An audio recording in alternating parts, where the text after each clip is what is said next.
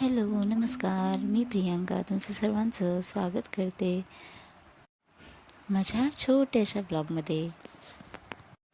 आता इथे तुम्हाला समजलंच असेल पहिला फोटो पाहून की इथं प्रिशाची स्कूल चालू झालेली आहे. प्रिशाला नर्सरीमध्ये ॲडमिशन घेतलेलं आहे. तर प्रिशाची फर्स्ट डे होता स्कूलचा. लहान मुलांचं स्कूल चालू झालं म्हणजे त्यासोबत आईवडिलांचं देखील स्कूल चालू झालेलं असतं. माझंही तेच झालेलं आहे. प्रिशा स्कूलला जाणार आहे म्हणून मी सकाळी लवकर उठले आणि घरातली सर्व कामं आवरून घेतली, घरकामं. आणि मग नंतर प्रिशाचं आवरायला घेतलं. आणि प्रिशा खूप खुश होती कारण प्रिशाला जायचं होतं घसरगुंडी असलेल्या स्कूलमध्ये आणि प्रिशाला तिथं घसरगुंडी खेळायची होती. पण पहिले काही दिवस म्हणजे 8-15 दिवस तरी हे पालकांसाठीच खूप चॅलेंजिंग असतात. आपल्या ॲब्सेन्समध्ये आपली मुलं तिथं थांबतील का? किंवा रडणार तर नाही ना? हे बरेच प्रश्न मनामध्ये येत असतात.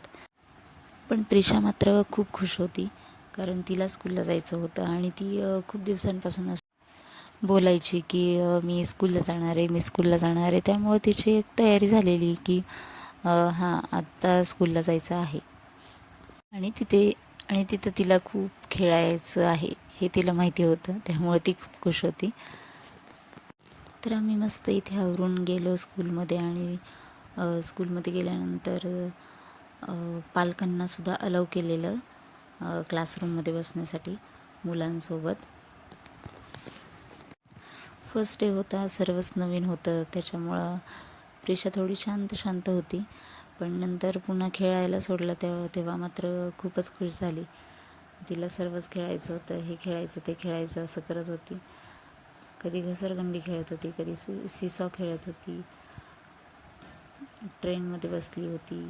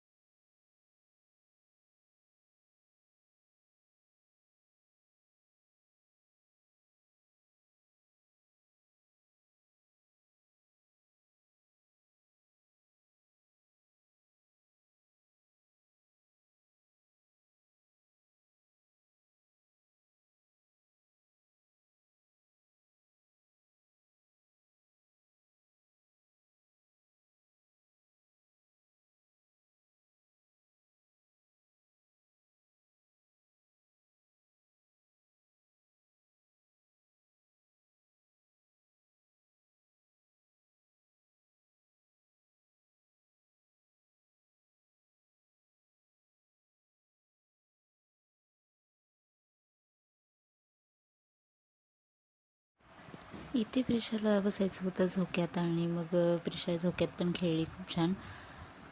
तिला खूप आनंद झाला होता इथं की खूप काही काही खेळायला आहे आपल्याला. आता स्कूल संपूर्ण अर्धा तास झाला होता तरी पण प्रिशाला इथं खेळायचंच होतं. प्रिशा काही घरी यायला तयारच नव्हती. आणि मग नंतर मी प्रिशाला म्हटलं की चल प्रिशा आपण इथे फोटो काढूयात. कारण झालं काय, प्रिशाचं उंची कमी असल्यामुळे ना मागे उभी राहिली की दिसतच नव्हती. मग नंतर कोणीतरी तिथे एक स्टूल आणून ठेवला होता छोटासा, मग तिथे ते उभी राहून मग मी तिथं फोटो. घरी जाताना प्रिशाला खायचं होतं आईस्क्रीम. मग प्रिशाला आईस्क्रीम चारलं आणि मग आम्ही घरी आलो. आणि मग थोड्या वेळातच पाऊस चालू झाला. पाऊस फार नव्हता पण वारं खूप होतं, वादळ होतं आणि त्यामुळेच ह्या मोठ्या मोठ्या झाडांच्या फांद्या आहेत त्या खाली आल्या होत्या काही. वादळ आणि पाऊस गेला त्याच्यानंतर मग आम्ही म्हटलं की चला आता बघूयात आंबे कसे आहेत. म्हणजे आंबे तर पडले नाहीत ना, पण आंब्याच्या झाडाजवळ गेल्यानंतर खूपच निराशा झाली कारण खूपच आंबे पडलेले होते. पडलेले आंबे आम्ही मी आणि माझ्या सासूबाई आम्ही दोघी पण गोळा करतच होतो, टबमध्ये भरत होतो. तर प्रिशाला वाटलं की आम्ही आंबे तोडूनच टबमध्ये ठेवतो आहे. तोपर्यंत प्रिशाने झाडाचा आंबा मोठा आलेला होता चांगला, तो तोडला आणि माझ्याकडे दिला. मी विचारलं प्रिशा आंबा कुठून घेतला आहे हा? तर प्रिशा म्हटली की मम्मा मी तोडला आंबा. तर अशी काही मदत करत असते प्रिशा मला नेहमीच, त्यामुळं खूप वाईट वाटतं.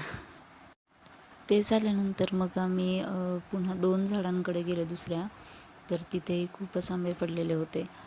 इथं थोडेसे मोठे तरी आहेत, तिथे खूपच छोटे छोटे आंबे पडले होते वाऱ्याने.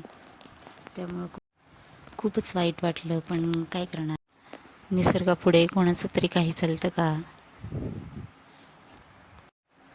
एक शोचं झाड पण आहे इथं, ते तर पूर्णच्या पूर्ण झाडच पडलेलं आहे वाऱ्याने, इतकं जोरदार वारं होतं.